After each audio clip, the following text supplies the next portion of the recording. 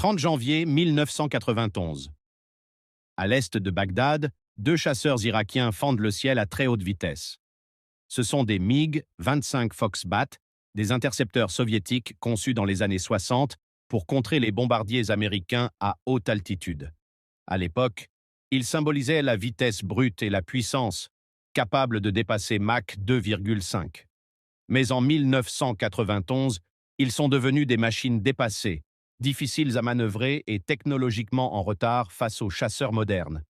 En face, ils vont rencontrer le F-15 Eagle américain, un chasseur de supériorité aérienne conçu pour dominer totalement le combat air-air. Radar puissant, missiles guidés, liaison avec des avions de détection avancés AWACS, tout dans cet appareil est pensé pour voir l'ennemi avant d'être vu, tirer avant d'être menacé et survivre là où les autres disparaissent. Les pilotes irakiens savent parfaitement qu'ils sont inférieurs. Pourtant, ils avancent. Parce qu'à ce moment de la guerre, ils n'ont presque plus d'options. Pour comprendre comment ils en arrivent là, il faut revenir quelques mois en arrière. En août 1990, Saddam Hussein dirige un Irak milizout, il ordonne l'invasion du Koweït, un petit État stratégique mais riche en pétrole.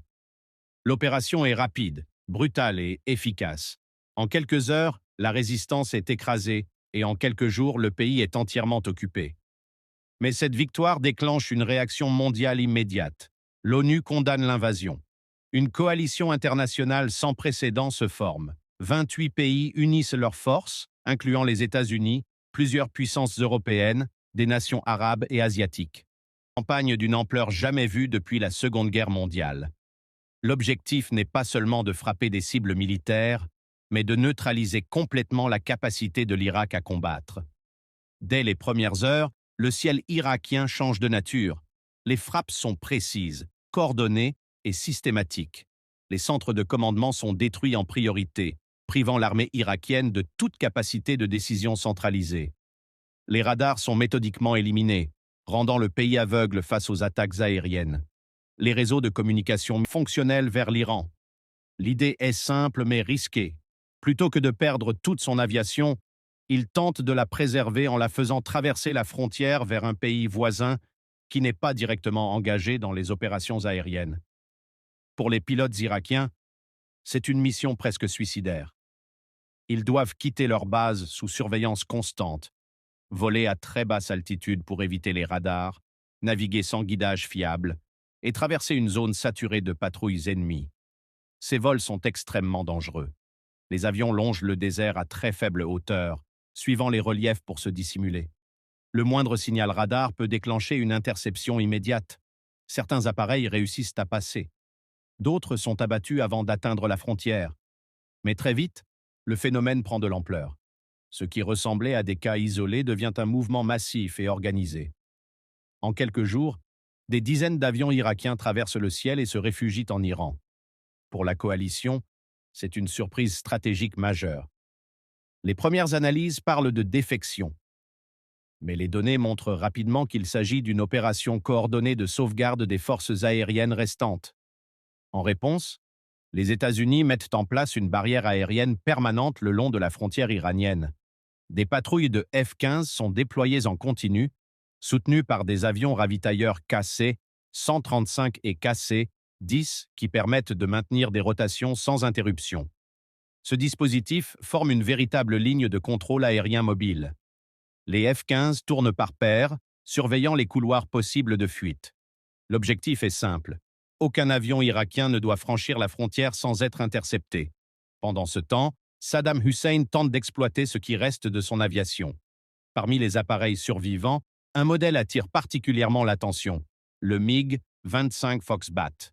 Malgré son âge et ses limites évidentes, cet avion possède deux qualités majeures.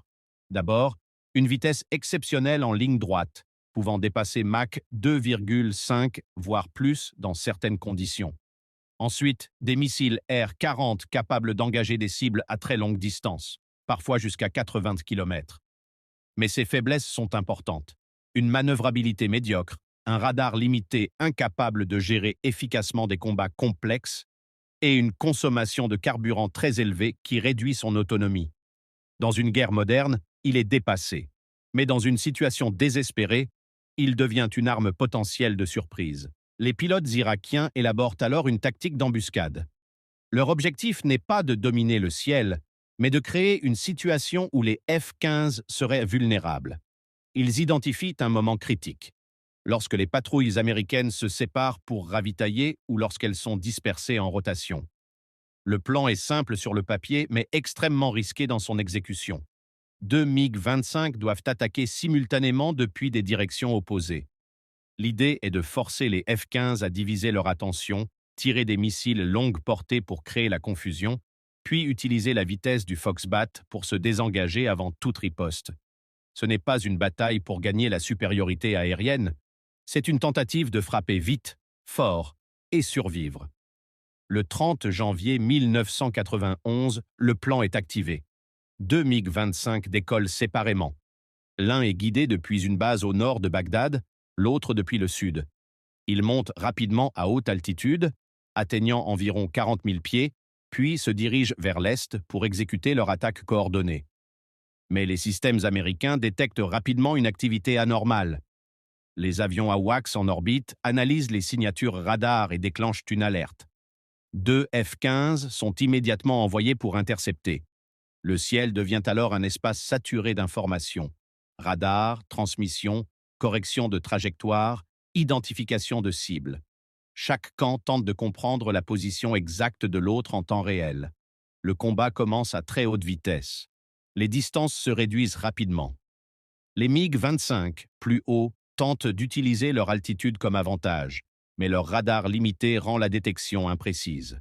Les F-15, eux, bénéficient d'un système de détection et de coordination beaucoup plus avancé. Les premiers missiles sont tirés presque simultanément. Les AIM-7 Sparrow américains rencontrent des problèmes de guidage dans certaines phases. Certains ne verrouillent pas correctement ou perdent leur cible.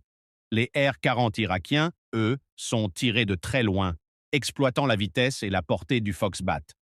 Un missile irakien explose à proximité d'un F-15 et endommage son moteur gauche. L'avion reste contrôlable mais perd une partie de sa puissance. Dans le même temps, plusieurs missiles américains échouent à atteindre leur cible, soit à cause de problèmes de guidage, soit à cause des manœuvres défensives des MiG. Très vite, le combat devient chaotique. Les avions changent constamment de direction.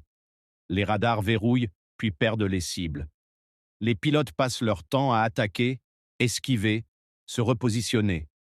Le ciel devient un espace de confusion totale où chaque seconde peut basculer. Après plusieurs minutes d'engagement intense, aucun camp ne parvient à obtenir un avantage décisif. Les risques augmentent, les positions deviennent instables et la coordination devient difficile. Finalement, les deux groupes décrochent. Les MiG-25 retournent vers l'ouest, les F-15 se replient vers leur zone de patrouille. Le bilan est surprenant. Aucun avion n'est officiellement détruit. Un F-15 est endommagé. Les deux MiG-25 reviennent intacts.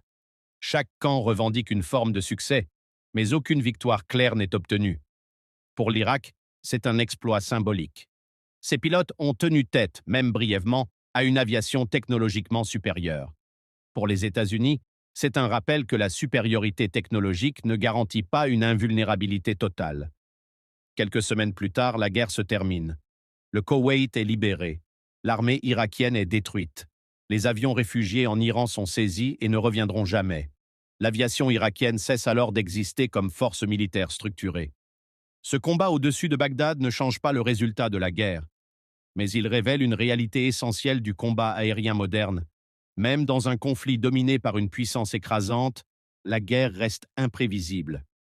Une combinaison de confusion, de vitesse, de technologie imparfaite et de décisions prises en quelques secondes peut suffire à brouiller totalement les certitudes.